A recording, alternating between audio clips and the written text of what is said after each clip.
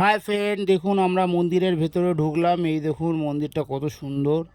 হ্যাঁ, এই একটা ঠাকুর প্রথম। এটা কি ঠাকুর ঠিক বুঝতে পারছি না, আপনারা কমেন্ট করে জানাবেন।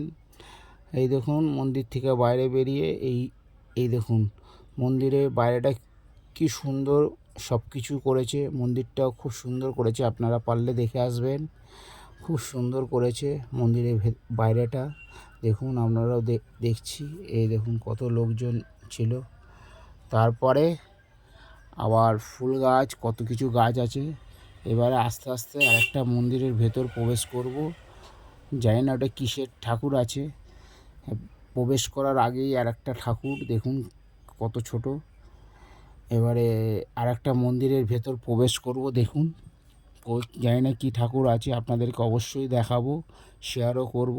এই বলে আমি আজকে ভিডিওটা শেষ করলাম।